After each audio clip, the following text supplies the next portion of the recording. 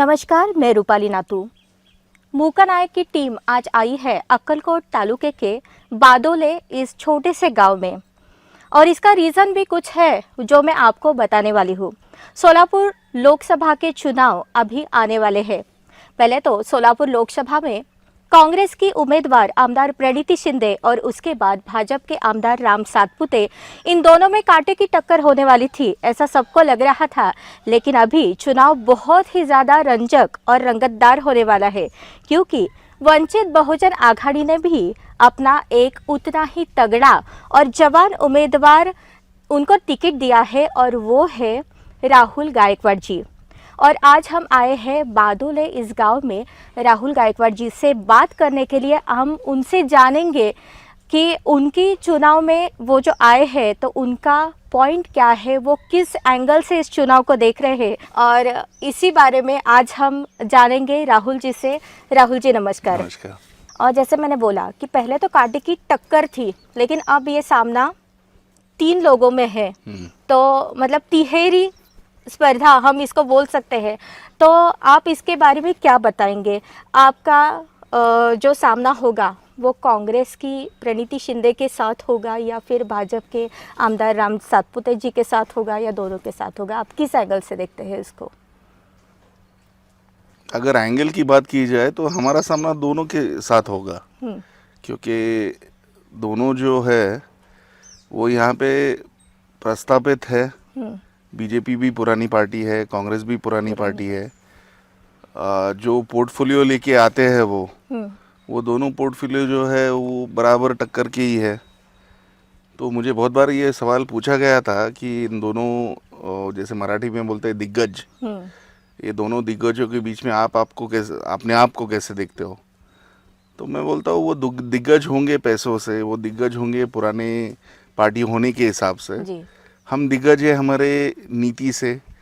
हमारा विजन काफ़ी क्लियर है, हमारा विजन डेवलपमेंट है। हमारा विजन है कि शोलापुर को उसका जो ग्लोरी है, जो पुराने ज़माने में हुआ करता था, उस ग्लोरी को वापस लाना है। यहाँ के यूथ को एम्प्लॉयमेंट देनी है। यहाँ से काफ़ी सारा ब्रेन ड्रेन हो रहा है, ह्यूमन रिसोर्सेज का ड्रेन हो रहा है। यहाँ से हर एक यूथ पुणे मुंबई की तरफ दौड़ रहा है, बेंगलोर की तरफ दौड़ रहा है, उसको यहाँ काम नहीं है। उस हिसाब से शोलापुर का ओवरऑल डेवलपमेंट हो, अच्छे खासे ब्लूप्रिंट जो रहती है, कोई भी गवर्नमेंट की ब्लूप्रिंट रहती है, वो ब्लूप्रिंट होती है, लेकिन उसका इम्प्लीमेंटेशन में कहीं तो गड़बड़ है, ये अभी जनता भी जानती है। तो ब्लूप्रिंट जो है वो हमारी भी रहेगी। वो ब्लूप्रिंट का 100% इम्प्लीमेंटेशन करना और उसको एकदम सही तरीके से लोगों तक पहुंचाना, ये हमारा विजन है। सोशल वर्क का आपके लिए मतलब बचपन से आप वो देखते आ रहे हो, आपकी मम्मी की वजह से, आपके पापा की वजह से आप पहली बार राजनीति में आए हो, तो राजनीति का आपके लिए क्या मतलब है?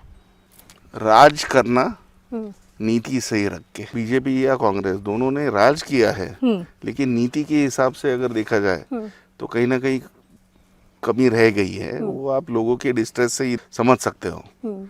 तो हाँ, डेफिनेशन तो बहुत क्लियर है, राज करना है, लेकिन नीति को कहीं छोड़ना नहीं है पीछे। लोगों के लिए, लोगों को सब सुख सुविधा मिले, लोगों को समाधान मिले, और हाँ, सोसाइटी में काफ़ी हद तक पीस बरकरार रहे। जो आज के तारीख में आप देख रहे हो तो बहुत सारा अनरेस्ट है, तो वो पीस बरकरार रहे। आपने राजनीति में आने का क्यों सोचा? क्या मोटिव था उसके पीछे? सोशल वर्क करते करते, अभी जैसे 2009 में मैंने चालू किया, उसके बाद 2000 मुझे यहाँ का फैब्रिक, जो कहते हैं कि नस जो होती है ग्रामीण समस्याओं की, वो समझते समझते 2012-13 निकल गया। 2014 में मुझे एक्चुअली पता चला कि मुझे करना क्या है। 2014 के बाद जब मैं करने लगा काम, तो एक बात की दिक्कत जो मुझे होने लगी वो ये थी कि जब हम पावर में नहीं रहते, when you are not in power, तो तुम्हारा एग्जीक्यूशन पे कोई कंट्रोल नहीं रहता है, इम्प्लीमेंटेशन पे कोई कंट्रोल नहीं रहता है। आपको किसी को रिक्वेस्ट करनी पड़ती है कि मेरा ये काम हो जाए, आपको किसी को रिक्वेस्ट करनी पड़ती है कि ये ऐसा नहीं ऐसा हो रहा है, यहाँ पे अत्याचार हो रहा है। तो आपको किसी को तो बताना पड़ता है, किसी को रिक्वेस्ट करनी पड़ती है, और फिर वो गरीब का काम होता है। तो ये जो दिक्कतें हैं कि खुद एग्जीक्यूटिव पावर में ना होते हुए बहुत सारे लिमिटेशंस आते हैं, तो फिर सोचा कि राजनीति ये एक जरिया है जहाँ से पावर मिलती है और ये पावर का पूरा इस्तेमाल हम जनता के लिए करना चाहते हैं। आप चुनाव में पहली बार आए हो, मतलब पहली बार आप उतरे हो चुनाव में, लेकिन यहाँ के जो लोग हैं वो बता रहे हैं कि राहुल गायकवाड़ जी ने बिना लाइमलाइट में आके बहुत कुछ काम किया है। जैसे मैंने बोला आपको कि आपने सोशल वर्क बहुत सारा किया है, लेकिन आपने वो पर्दे के पीछे रहकर कभी भी अपना नाम आगे करके आपने कोई भी सोशल वर्क नहीं किया। तो आपने कौन से ऐसे काम किए हैं? जनरली अगर देखा जाए तो मैं काफ़ी हद तक मीडिया शाय हूँ। मैं ज़्यादा प्रोपेगेंडा नहीं करता जो भी काम करता हूँ। अच्छा। बट अगर काम क्या क्या किया है तो आप जैसे अभी जो रोड से आए हो, पहली बात तो कि वो अक्कलकोट से आणंद कर्नाटक की तरफ कनेक्ट करने वाला रोड है, वो काफ़ी सालों से वैसे ही पड़ा था, बहुत सारे उस पर खड्डे थे और गवर्नमेंट ये बोल रही थी कि हमारे पास फंड्स नहीं है तो इसलिए पेंडिंग रखा है। तो बहुत सारी दिक्कतें हो रही थी, रोड के आजू बाजू जो फसल है वो डिस्ट्रॉय हो रही थी, लोगों के हेल्थ पे प्रॉब्लम आ रहा था, वो खड्डों की वजह से लोगों की कमर में प्रॉब्लम आ रहा था। और एक बार तो मेरे सामने जब मैंने इसका आवाज़ उठाया तो एक बेटी और उनकी पिताजी वो 2 व्हीलर पे जा रहे थे और वो खड्डे की वजह से गिर गए। गिरने के बाद वो पिताजी गुजर गए एंड वो जब मैंने सुना तो मैंने बोला यार गवर्नमेंट कुछ नहीं कर रहा है तो कुछ ना कुछ तो करना चाहिए। एंड इट वाज डिस्टर्बिंग, बहुत डिस्टर्ब हुआ था मैं। तो फिर मैंने रास्ता रोको आंदोलन ही छेड़ दिया। मैं बोला ये ऐसे बातों से मानने नहीं वाले। तो हमने उस दिन रास्ता रोको किया, काफ़ी सुबह से लेके शाम तक रास्ते को रोक के रखा था। फिर मुझे हेड ऑफिस से सोलापुर से फ़ोन आए कि आप वहाँ से यहाँ आओ, बात करेंगे। मैं बोला नहीं साहब, आप वहाँ से आपकी एसी में गाड़ी में बैठ के आप यहाँ तक आ जाओ और वो एसी गाड़ी में ही पहचान लो कि रोड की क्या परिस्थिति है और हम लोगों को हर रोज क्या सहन करना पड़ता है। तो आप आओ यहाँ पे, वरना मैं उठने नहीं वाला। तो फिर शाम तक वो रुके, 4 आई थिंक 3:30-4 बजे वो निकले वहाँ से, 4 बजे तक पहुँचे यहाँ पे। और फिर यहाँ पे आने के बाद फिर मैंने उनको बोला कि ये रास्ता रोको अभी किया है, दिस इज़ अ साइलेंट वे। अगर 15 दिन के अंदर काम चालू नहीं हुआ तो 15th day and 16th day मैं बूट पॉलिश, चप्पल का हार और गधा लेके आपके ऑफिस पहुंच जाऊंगा और आपकी मिरौनुक निकलेगी। तो ये बोल के मैंने उनको वहाँ से फिर वो रास्ता हमने छोड़ दिया, उनको उधर ही रुका के रखा। मैं बोला खाली वो खड्डे का एक्सपीरियंस हो गया, अब जो धूल हम लोग हर रोज खाते हैं तो उसका भी आप एक्सपीरियंस ले लो, इसलिए उनको उधर खड़ा किया और उनको बोला कि ये धूल खाओ आप, हम हर रोज खाते हैं। तो ये धूल फिर 13th डे कहीं से फंड्स भी अरेंज हुए, 13th डे काम चालू हुआ और आप जिस रोड से अभी गुजर के आ रहे हो वो उसी का नतीजा है। बहुत ही अच्छा रोड अब बन चुका है। सेकेंड इज यहाँ पे गवर्नमेंट के जो हेल्थ फैसिलिटीज़ है वो काफ़ी इग्नोर्ड है। उस पर अभी पता नहीं है, गवर्नमेंट का फंड्स वगैरह तो आता है रेगुलर रूटीन में जो आना चाहिए, लेकिन ये कहाँ जाता है पता नहीं। तो गवर्नमेंट हेल्थ फैसिलिटीज़ अगर आपने देखा जाए, जैसे यहाँ के जिला परिषद के जो बड़े बड़े गांव है वहाँ पे गवर्नमेंट का हॉस्पिटल्स है, वहाँ पे डॉक्टर होता नहीं है, उसकी बाहर कहीं प्राइवेट प्रैक्टिस चालू होती है।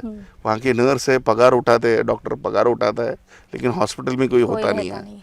मैं बहुत सारे हॉस्पिटल्स में जब इनिशियली गया था तो मैंने देखा था वहाँ तो कोई पत्ते खिल रहा है, कोई दारू पी रहा है। तो इतनी बदतर हालत है।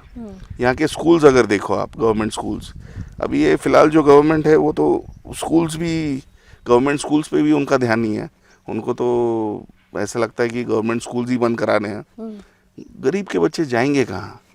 आप अगर गवर्नमेंट फैसिलिटीज़, गवर्नमेंट स्कूल्स उनको अगर बंद करना चाह रहे हो, उनको एक्चुअली अपग्रेड करना चाहिए ताकि गरीब का बच्चा सीख सके। तो वैसे कोई ड्राइव दिख नहीं रही है मुझे। थर्ड थिंग इज़ कि यहाँ पे अगर कोई भी गवर्नमेंट ऑफिस में गरीब जाता है तो अनफॉर्चुनेटली उसको काफ़ी सारा एक सिस्टम को फेस करना पड़ता है। ऑफिस के नीचे ही एक बैरियर है जिसको बोलते हैं हिंदी में अगर बोलो तो दलाल।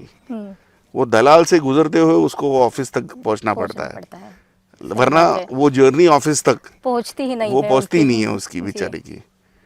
तो ये है। फिर बाकी तो जातिवाद है, शहर में तो समझ में नहीं आता, लेकिन अगर ग्राउंड लेवल पे देखा जाए तो काफ़ी Ground सारा में बहुत जातिवाद सारा है। मैंने जैसे इनिशियली बोला आपको हम्म कि शोलापुर जिला ये हारमोनी में रहे हम्म करके काफ़ी सारे स्टेप्स उठाने पड़ेंगे।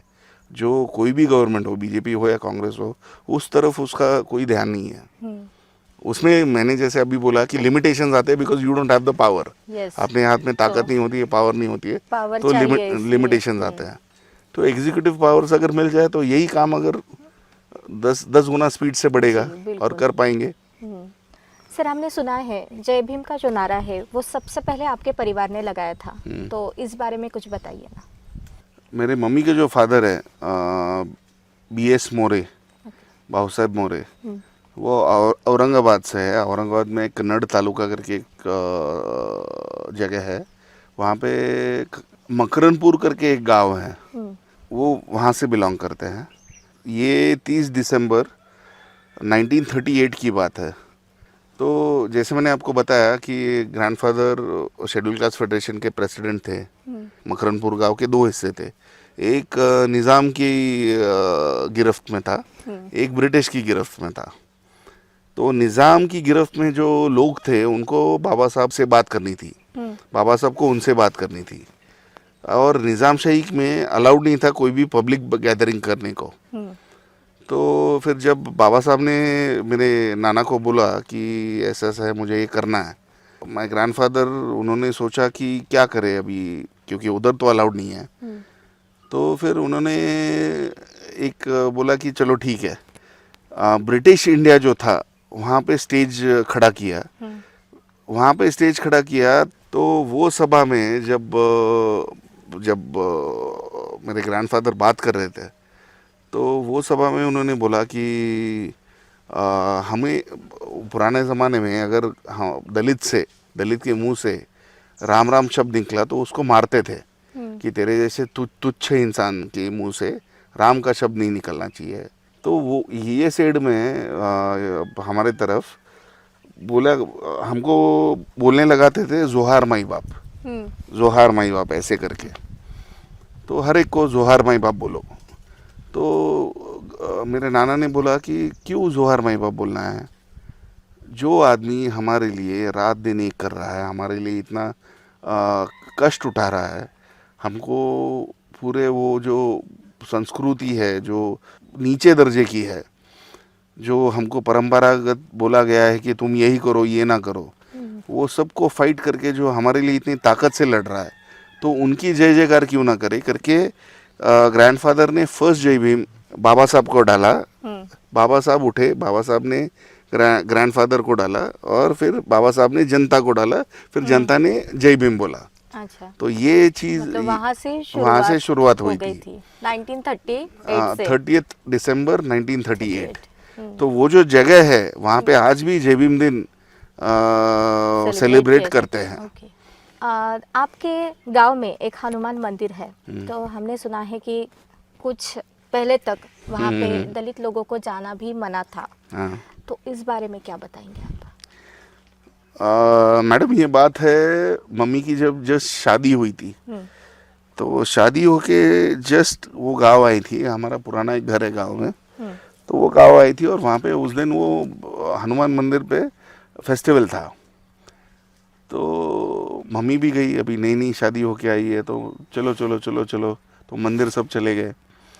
तो मंदिर सब चले गए तो मम्मी ने देखा कि दलित महिलाएं जो है वो मंदिर के बाहर दूर है और बाकी सब मंदिर के अंदर है। तो मम्मी ने देखा ऐसा क्यों बाबा, ऐसे क्यों हो रहा है ये। तो वो तो थाली रहती है, पूजे की थाली, वो सबके हाथ में थी, लेकिन वो जो उच्च वर्णीय खुद को जो कहते हैं वो अंदर थे और दलित महिलाएं सब बाहर थी। तो अगर दलित महिलाओं को अपना अगर वो थाली देना है तो वहाँ से कोई आएगा, वो थाली उठाएगा और फिर अंदर लेके जाएगा। तो इन लोगों को बहुत सालों से अलाउड ही नहीं था अंदर कि तुम हनुमान मंदिर में नहीं जाना है। तो मम्मी का सोच वो टाइम पे, मम्मी बोली ये सही नहीं है। तो मम्मी ने बोला मैं तेरे हाथ में क्यों दूँ ये थाली, अगर मेरी श्रद्धा है और मेरा अगर ये थाली का ताट भगवान को चलता है तो मैं क्यों नहीं चलती। तो मम्मी ने बोला हट बाजू, और खुद पहली महिला है वो सालों से पहली महिला है वो जो वो मंदिर में प्रवेश की। आज वो फिर बाकी सब प्रवेश करना चालू किए, आज तक चालू है। आपका परिवार जो है डॉक्टर बाबा साहेब आम्बेडकर के बहुत करीब रह चुका है। जैसे आपने बोला कि आपके नाना जी ने पहली बार वहाँ पे बहुत बड़ी सभा ली थी औरंगाबाद में, और वहाँ से वो जय भीम का नारा स्टार्ट हुआ। तो मतलब आपका पूरा परिवार जो है तो उनके बहुत करीब है। तो आप डॉक्टर बाबा साहेब आम्बेडकर को कैसे देखते हो, कैसे याद करते हो उनको? मैं इसको ज़रा अलग तरीके से बताना चाहता हूँ आपको। जी। मेरे को ज़िंदगी में कभी दिक्कतें जब आती है तब मैं ये सोचता हूँ कि मेरे सामने जो दिक्कत है ये ज़माने में 2024 में जो दिक्कतें मेरे सामने आती है, तब मैं कभी कभी डिसअपॉइंट हो जाता हूँ, कभी कभी मायूस हो जाता हूँ।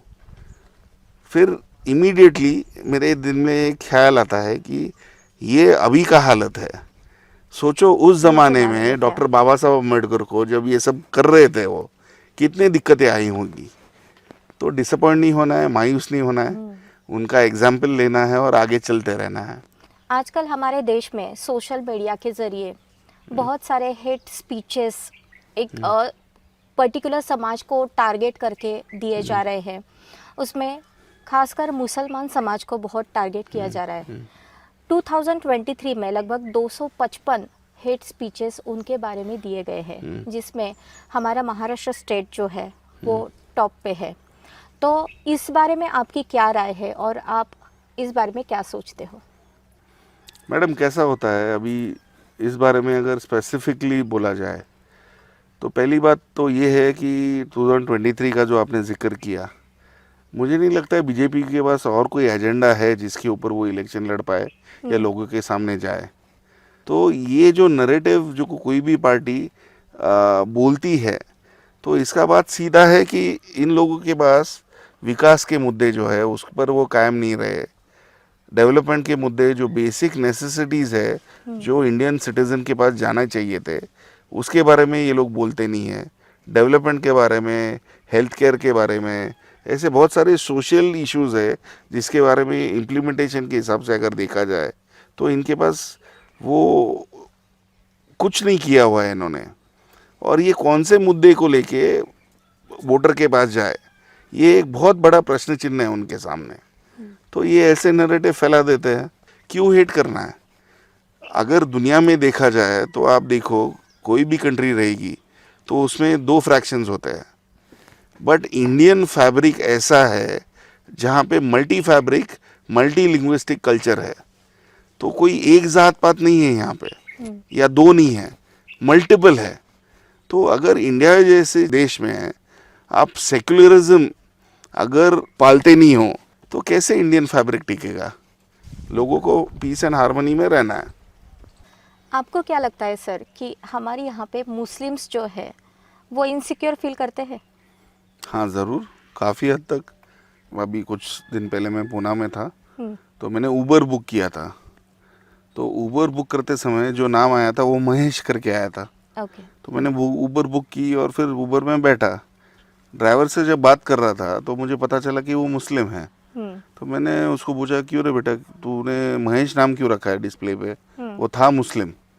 तो मेरे को बोलता है कि अगर मैंने मुस्लिम नाम रखा तो मेरा जो बुकिंग है वो कम हो जाता है। अच्छा। और इनसिक्योरिटी भी लगती है कि बाबा कहीं कुछ गड़बड़ ना हो जाए। तो इतनी छोटी चीज़ है। दूसरा अगर बोलूँ तो पूना में एक नया ट्रेंड आ चुका है जो मुंबई में था कुछ दिन पहले, बट अभी पूना में भी आ चुका है कि मुस्लिम लोगों को घर रेंट पे नहीं मिलता है।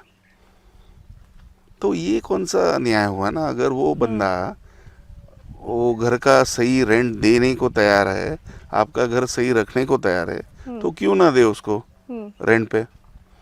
सिर्फ मुस्लिम है करके ना दे, तो ये कौन सा न्याय हुआ ना? मतलब अन्याय उनके साथ अन्याय तो भी हो ही रहा है। इनसिक्योर है वो लोग। और हमारा तो वही है मिशन सोशल इंजीनियरिंग का कि हर एक बंदे को न्याय मिले, और उसमें तो मुस्लिम भी आते हैं। माननीय प्रकाश अंबेडकर साहब काफ़ी हद तक उस पर काम कर रहे हैं। आपने अगर देखा तो उम्मीदवार जो दिए गए आज महाराष्ट्र में उनकी तरफ से, उसमें हर एक कास्ट को कैंडिडेचर मिला है। तो वो होगा, आज नहीं तो कल होगा। उसके लिए किसी ने ड्राइव करना चाहिए। ये बीजेपी ने करना चाहिए था, ये कांग्रेस ने करना चाहिए था, दोनों भी उसमें फेल हुए हैं। हम लोग कोशिश कर रहे हैं, इसमें ज़रूर सफल होंगे। जी। सर अभी हाल में इलेक्ट्रल बॉन्ड्स जो है, इलेक्ट्रल बॉन्ड्स, तो उनको लेकर बहुत सारे खुलासे हुए और इन खुलासों में ऐसी कुछ राजनीतिक पार्टियों के नाम भी आए हैं जहां क्विड प्रो क्यू के साथ मतलब वो नज़र आ रहा है, जिसमें से भाजपा को सबसे ज़्यादा 8,000 करोड़ मिले हैं। तो इस पूरे इलेक्ट्रल बॉन्ड के मामले में आप किस तरह से देखते हैं? मैं तो समझता हूँ ये इंडिया का हिस्ट्री में सबसे बड़ा फ्रॉड इसको कह सकते हैं, और ये सही भी है कि सबसे बड़ा फ्रॉड है। इसको अगर कहा जाए तो वाइट कॉलर्ड फ्रॉड कह सकते हैं। अपने हिसाब से रूल्स बनाओ, अपने हिसाब से वो रूल्स को एग्जीक्यूट करो और अपने हिसाब से उसके फ़ायदे उठाओ। तो पता नहीं, अभी बहुत सारे स्कैम्स हुए हैं, बचपन से देखते आ रहे, सुनते आ रहे, पढ़ते आ रहे, बट आई बिलीव ये सबसे बड़ा फ्रॉड है इंडिया ने जो अभी तक फेस किया हुआ है। और ये ही है लूट, यही है असल लूट यहाँ के गरीब जनता की, जो ये हो रहा है। सर ऐसे कोई 5 काम जो सोलापुर के लिए होना बहुत ही ज़्यादा ज़रूरी है, तो वो बताइए। 5 काम बहुत सारे हैं, अगर बोलना चाहूँ तो फर्स्ट इज़ इंडस्ट्रियलाइजेशन। जैसे मैंने पहले भी कहा है कि यहाँ के पावर लूम्स, हैंडलूम्स इंडस्ट्री बहुत बड़ी थी। बॉम्बे महानगर पालिका कॉरपोरेशन से भी बड़ा कॉरपोरेशन सोलापुर का हुआ करता था, लेकिन वो पॉलिटिकल इंटरफेरेंस से पूरा का पूरा तबाह हो गया। तो इंडस्ट्रियलाइजेशन, जो आईटी सेक्टर जो है उस पर अभी जैसे कॉल सेंटर्स है, क्यों वो पुणे में ही होने चाहिए, बॉम्बे में ही होने चाहिए, बैंगलोर में ही होने चाहिए। छोटे छोटे कॉल सेंटर्स यहाँ भी इस्टेब्लिश कर सकते हैं। दूसरी बात ये है, बेसिक प्रॉब्लम थर्ड जो मैं बताना चाहता हूँ, यहाँ पे पानी की बहुत बड़ी समस्या है। अगर शहरी इलाका को देखा जाए तो वहाँ पे जो पानी आता है वो पूरा का पूरा पूना में जो वेस्ट वाटर जो नदी में बहता है वो आके उजनी डैम में कलेक्ट होता है और वहाँ से लिफ्ट करके हम लोग यहाँ पे पीते हैं। तो शहर का वो बहुत बड़ा प्रॉब्लम है कि क्या करना चाहिए था गवर्नमेंट ने या शोलापुर ने क्या करना चाहिए था कि अगर अभी जैसे 2014 या 15 में एक बंदे की मौत हुई थी पानी पीने से, बिकॉज ही वॉज, क्योंकि उसका वो पानी बहुत सब स्टैंडर्ड था और उसकी वजह से उसको कुछ पेट में हुआ, तो उसका जो शव है वो महानगर पालिका में फ्रस्ट्रेट होके वो परिवार ने लाके रखा था कि पानी का कुछ करो करके। तो वो कुछ 10-15 दिन चली वो बात और उसके बाद वापस ठंडी हो गई, जैसे था वैसे शासन वापस चालू रहने लगा।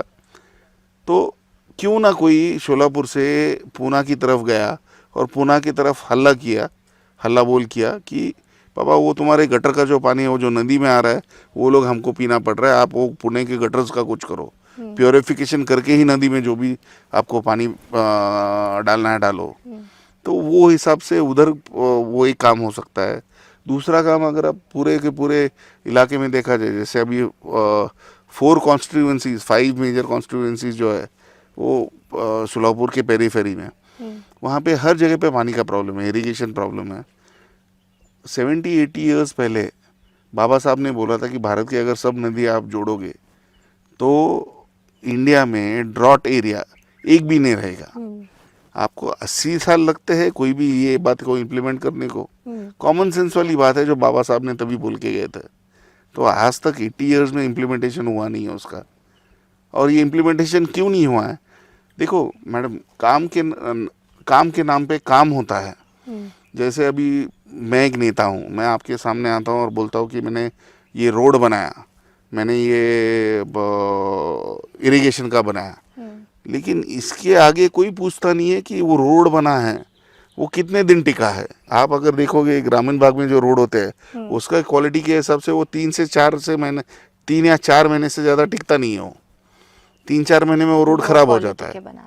हर साल वही रोड बनाना है, इसको डेवलपमेंट कहते हैं। 10 साल में एक रोड ऐसा बनाओ जो 10 साल टिके, ताकि अगले 9 साल में आप दूसरे रोड बना पाओ।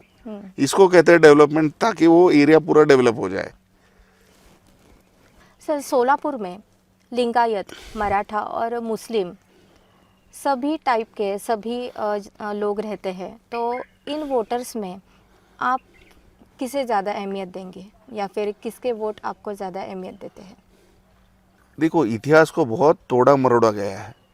अगर आप लिंगायत धर्म की बात करते हो तो बसवेश्वर जी, वो उनके ज़माने के डॉक्टर बाबा साहब अम्बेडकर, ये कितने लिंगायत लोग जानते हैं।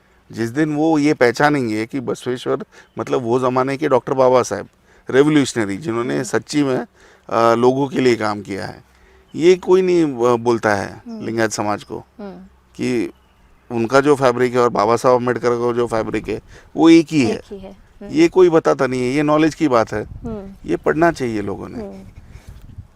उसके हिसाब से अहमियत अगर देना चाहूँ तो मैं सबको अहमियत देता हूँ कि ये धर्म वर्म तो बाद की बात है, लेकिन पहला वो इंसान है जो प्रथम इंसान है और लास्ट में इंसान ही रहेगा।